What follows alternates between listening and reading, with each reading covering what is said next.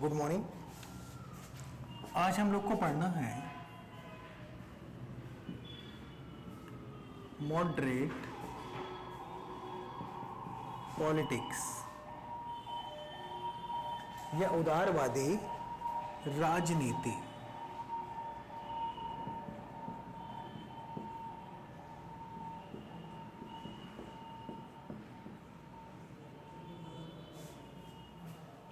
Indian politics के अंतर्गत 1885 से लेकर के 1905 की पॉलिटिक्स को हम लोग किसके नाम से जानते हैं?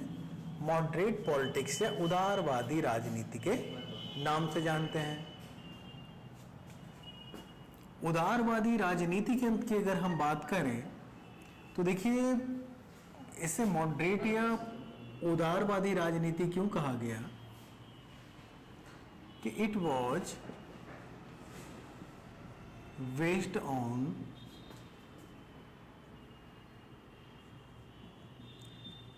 Constitutional reform.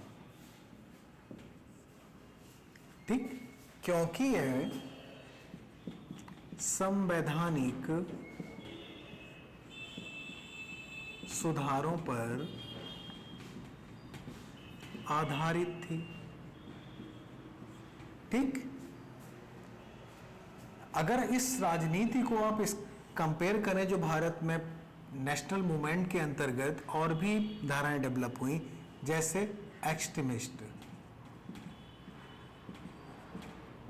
एक्सट्रीमिस्ट आप देख रहे थे कि ये विरोध की राजनीति, यानी किसके टाइम पे स्ट्राइक्स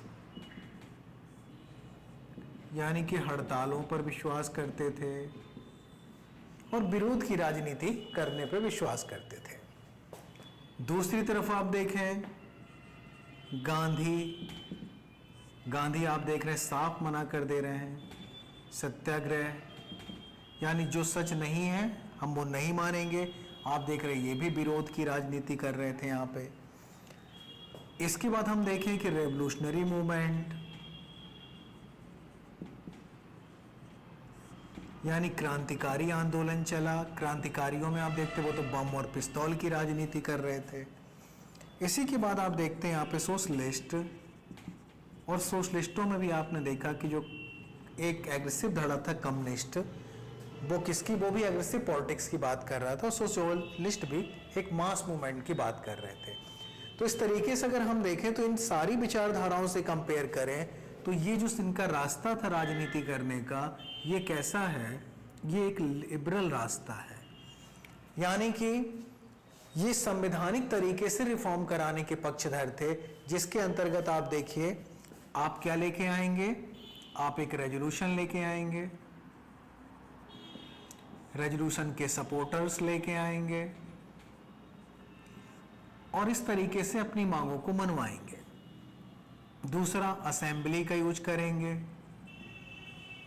असेंबली में अपनी मांग को रखेंगे और बहुमत या मेजॉरिटी ला करके अपनी मांग को मनवाएंगे। इस तरीके की पॉलिटिक्स करने को उन्होंने किस नाम से कहा? इसे हमारे यहां मॉडरेट पॉलिटिक्स या संवैधानिक या उदारवादी राजनीति के रूप में जाना जाता है।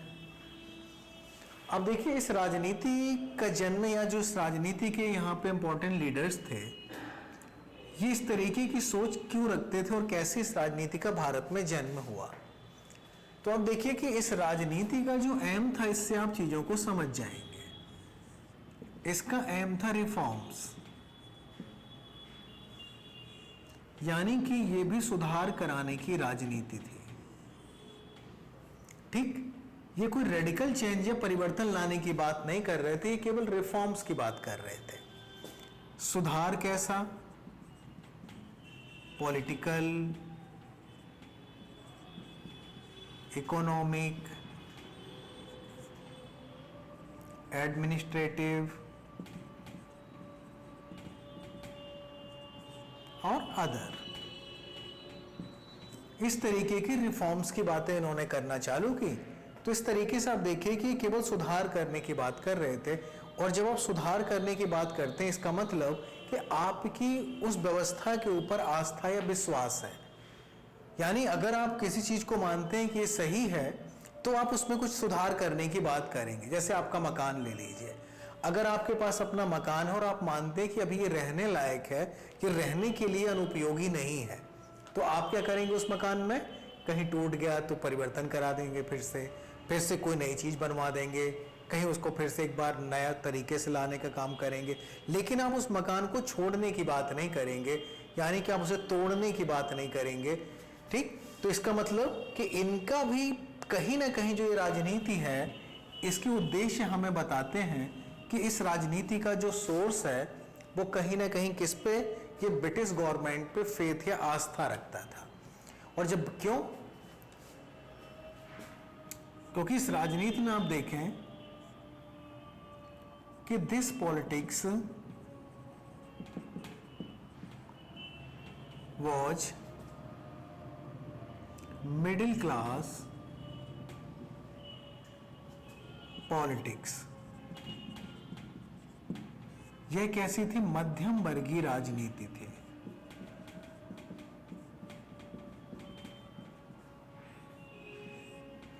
ठीक, और अगर हम देखें कि इंडिया में जो मिडिल क्लास का ओरिजिन है, origin of middle class was based on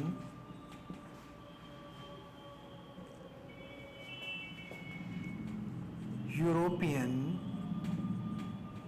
systems. यानी कि जो भारत में मध्यम वर्ग का उदय था वो कहीं ना कहीं यूरोपियन सिस्टम की ही देन था, क्योंकि इससे पहले हमारे यहाँ मिडिल क्लास पूरी तरीके से एब्सेंट था। तो अगर हम देखें कि इस मिडिल क्लास के अंतर्गत ब्रिटिश गवर्नमेंट ने जिनको जन्म देने का काम किया, आप देख रहे हैं इनके अंदर एडवोकेट,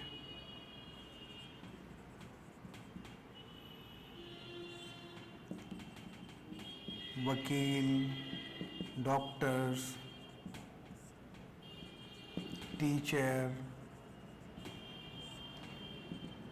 लेबर, इंडस्ट्रियलिस्ट।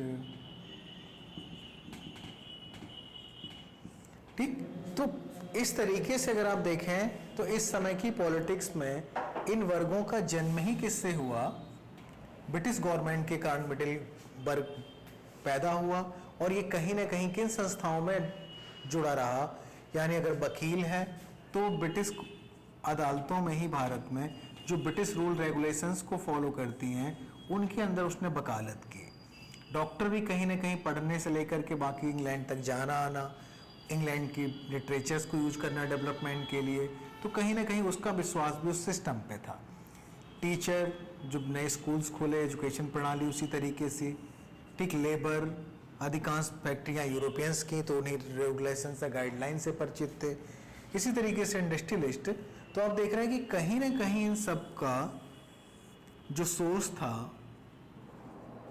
वो ब्रिटिश गवर्नमेंट से जुड़ा हुआ था, और इसीलिए इनका जो फेथ है वो भी ब्रिटिश गवर्नमेंट की तरफ बना रहा। क्योंकि जब आप जिस माहौल में आप बढ़ते आगे हैं उस व्यवस्था के प्रति आपका विश्वास प्रॉपर तरीके से बना हुआ होता है, क्योंकि उसकी फिर आप कमियां तुरंत नहीं देखते हैं, क्योंकि आप उसी चीज़ की देन है।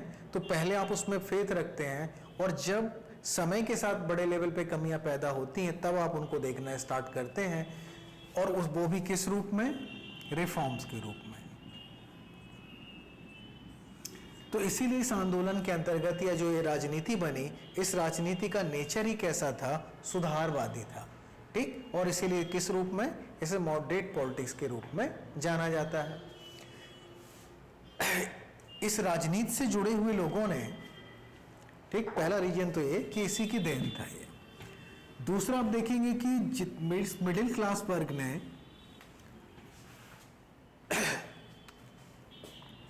यूरोप में ये यूरोपीय सिस्टम्स को काम करते हुए देखा था।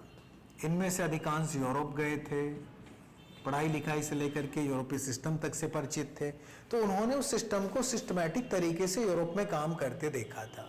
उनको पता था कि यूरोप में पार्लियामेंट्री रिफॉर्म लाने के लिए कोई आंदोलन नहीं चलाना पड़ता है, बस एक मेजॉरिटी इकट्ठी करनी होती है और उसके आधार पे अपने परिवर्तनों को करा लिया जाता है। तो जब ये उन संस्थाओं को वहां पे प्रॉपर काम करते हुए इन्होंने देखा था और वो मानते थे कि भारत भी किसके अंतर्गत है, 1858 के बाद वो ब्रिटिश कॉलोनी है, इसका मतलब वही गवर्नमेंट यहाँ भी है जो इंग्लैंड में है। तो जब परिवर्तनों का स्वरूप वहां पे वैसा है तो भारत में भी कॉन्स्टिट्यूशनल बेस से चेंजेस लाए जा सकते हैं, और इसीलिए इनका पूरा फेथ किसकी तरफ बना रहा, क्योंकि वो रूल रेगुलेशंस इंग्लैंड में काम करते थे तो उनका मानना था कि भारत में भी काम करेंगे। ठीक, और ये चीज़ अगर इंग्लैंड तक हम अपनी बातों को पहुंचा देते हैं तो वो चीज़ें परिवर्तन वहाँ पे भारत के लिए लेकर के आएंगी, और इसीलिए इनका विश्वास किसके ऊपर बना रहा, उसी यूरोपियन पॉलिटिक्स पे बिलीव करते थे। इसीलिए इस राजनीति ने केवल सुधार की बात की कि जो चीज़ें इंग्लैंड में हैं और भारत में नहीं की जा रही हैं, हमें उन चीज़ों को सुधार करके लाना है, इस सिस्टम को छोड़ देना, ये उन्होंने इसकी कल्पना नहीं की। तीसरी चीज़,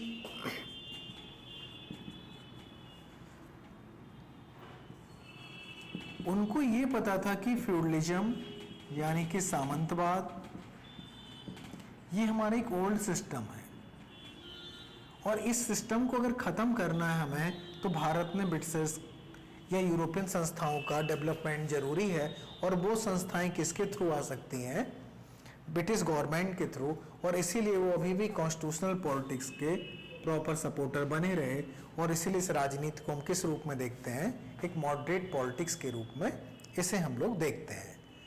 अब आते हैं हम लोग कि इस पॉलिटिक्स के अंतर्गत कौन कौन से इंपॉर्टेंट लीडर्स थे और आखिर उन्होंने किसकी बात करना स्टार्ट की।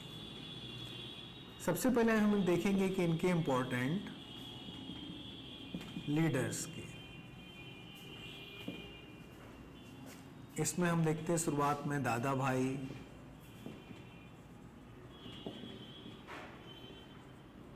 नौरोजी, महादेव, गोविंद रानाडे,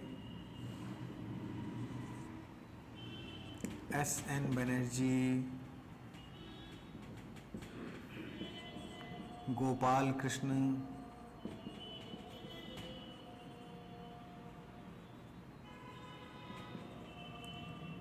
गोखले। तो इस तरीके से ये कुछ बड़े नाम हैं जिस पॉलिटिक्स के साथ जुड़े हुए थे।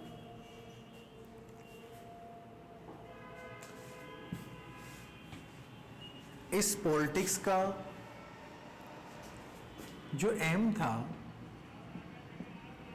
वो था reforms in political, economic and other. ठीक, इस क्षेत्रों में सुधार लाना इनका मेन उद्देश्य था। इसलिए जो लोगों ने डिमांड्स उठाई रिफॉर्म्स की, वो भी कहीं ना कहीं इन्हीं क्षेत्रों से संबंधित रही। तो अब हम देखते हैं इनकी डिमांड्स की तरफ या इनकी मांगें, और सबसे पहले हम देखेंगे पॉलिटिकल।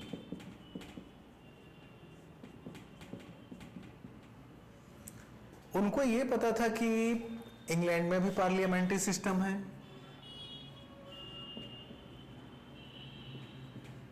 और इसका डेवलपमेंट भारत में भी होना चाहिए।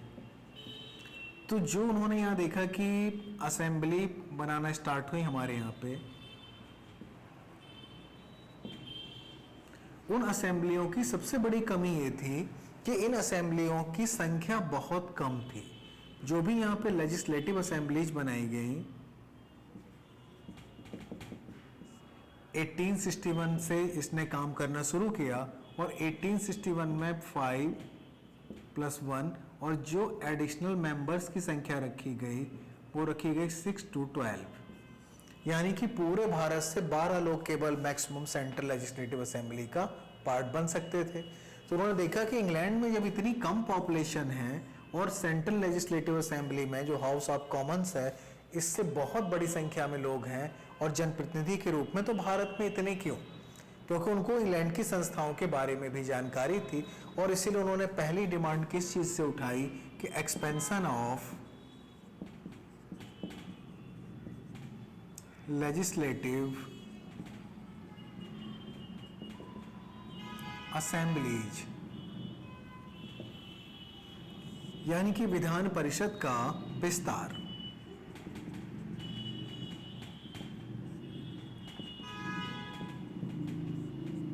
ठीक।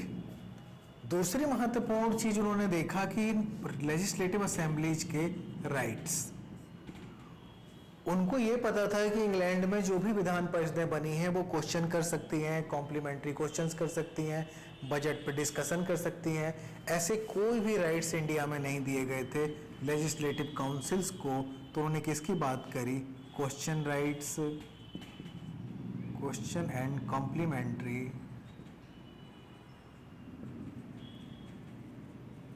Questions, discussion on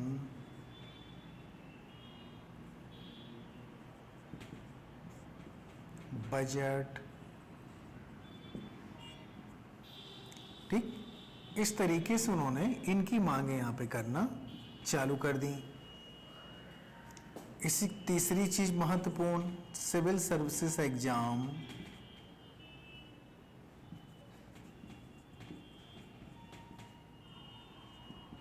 in India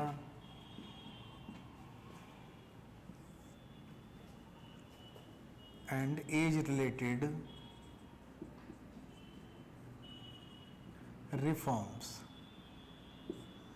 ठीक, भारत में सिविल सर्विसेज की परीक्षा कराना, एज बढ़ाने की बात उन्होंने यहाँ पे की। तो इस तरीके से ये पॉलिटिकल और एडमिनिस्ट्रेटिव डिमांड्स उन्होंने यहाँ पे करना स्टार्ट की।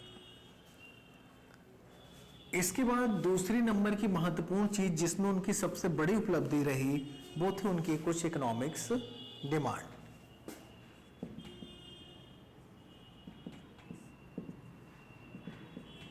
ठीक, दे अपोज्ड ड्रेन ऑफ वेल्थ, उन्होंने धन निष्कासन का विरोध किया कि ब्रिटिश गवर्नमेंट जो भारत से संपत्ति का निष्कासन कर रही है ये गलत है।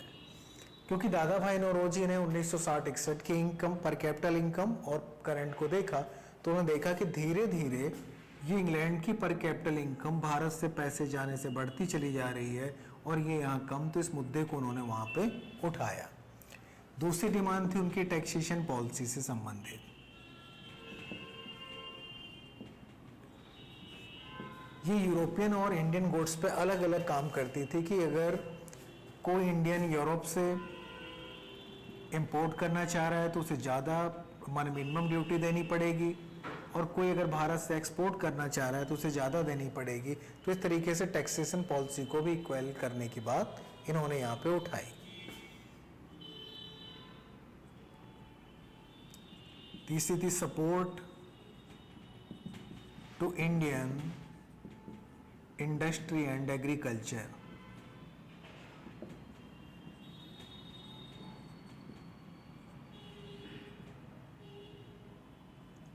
ठीक, भारतीय कृषि और उद्योग को समर्थन। उद्योग धंधों को ब्रिटिश सरकार कोई भी संरक्षण नहीं दे रही थी, ना ही कृषि विकास में सरकार कोई पैसे लगा रही थी। तो उनकी मांग थी कि कृषि में आप नहरें बनवा करके, फर्टिलाइजर की व्यवस्था करके कम से कम कुछ तो इन्वेस्टमेंट एग्रीकल्चर सेक्टर में किया जाए। और इसे उन्होंने कहा कि एग्रीकल्चर सेक्टर में आप इन्वेस्टमेंट बढ़ाइए, और दूसरा भारतीय इंडस्ट्रियों को भी सपोर्ट करिए और नए नए सेक्टर्स भी उनके लिए खोलिए कि वो उन क्षेत्रों में पैसे लगा सकें। तो इस तरीके की डिमांड्स इन लोगों ने इकोनॉमिक सेक्टर के अंतर्गत की।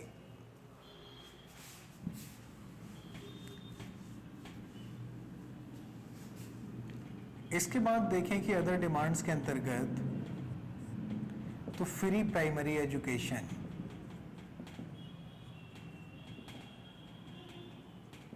निशुल्क प्राथमिक शिक्षा की बात की, और 1901 में गोपाल कृष्ण गोखले ने इस मुद्दे को उठाया। ठीक, तो इस तरीके से आप देख रहे हैं कि ये कुछ छोटे छोटे मुद्दे थे जिनको भी उन्होंने टच करने की बात की। तो इस तरीके से उनकी डिमांड्स थी जो उन्होंने स्टार्टिंग फेज में उठाना स्टार्ट की। अब लेकिन जो इनका तरीका था और ये डिमांड्स थी, इन पे ब्रिटिश सरकार ने शुरुआती लेवल पे बिल्कुल ध्यान नहीं दिया। ये मेजॉरिटी इकट्ठी करते, वोटिंग डलाते, लेकिन कोई परिणाम नहीं निकलता और इस तरीके से पॉलिटिक्स धीरे धीरे मतलब खोने लगी। बार बार जनमत बनाया जाता। जब भारत में काम नहीं हुआ तो सम्मेलन इंग्लैंड में बुलाने की बात की गई, लेकिन फिर भी रिजल्ट इनके सामने नहीं आए। तो इनका धीरे धीरे इस पॉलिटिक्स से इनका तो विश्वास कम नहीं हुआ, लेकिन कुछ लोगों के अंदर फ्रस्ट्रेशन पैदा होना चालू हुआ और इसी से एक भारत में नई राजनीति ने जन्म देना चालू कर दिया, जिसको हम एक्सट्रीमिस्ट पॉलिटिक्स के नाम से जानते हैं। लेकिन इस पॉलिटिक्स के अगर हम अचीवमेंट देखें, जैसा कि इनको क्रिटिसाइज किया जाता है कि इनकी उपलब्धियां कुछ भी नहीं रही, ऐसा बिल्कुल भी नहीं था। They created political awareness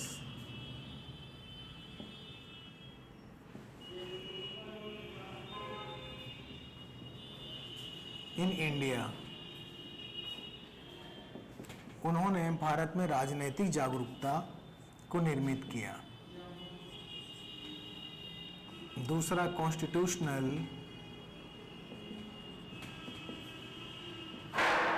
politics founder, यानी जो संवैधानिक राजनीति हमने डेमोक्रेसी के लिए बाद में लाने का प्रयास किया, उसको वो उन्होंने पहले ही शुरू करना स्टार्ट कर दिया। They provided base of national movement. उन्होंने राष्ट्रीय आंदोलन को आधार प्रदान किया। अगला, दे जनरेटेड एक्सट्रीमिस्ट पॉलिटिक्स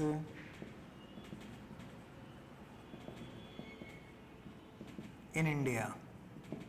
उन्होंने भारत में उग्रवादी राजनीति को जन्म दिया, क्योंकि उनके काम करने के तरीके से लोग धीरे धीरे परेशान होने लगे और एक युवा वर्ग ने इनके खिलाफ एग्रेसिव पॉलिटिक्स को लाने का काम किया। तो वो भी इनकी नीतियों की असफलता से ही एक एग्रेसिव पॉलिटिक्स का भारत में जन्म हुआ।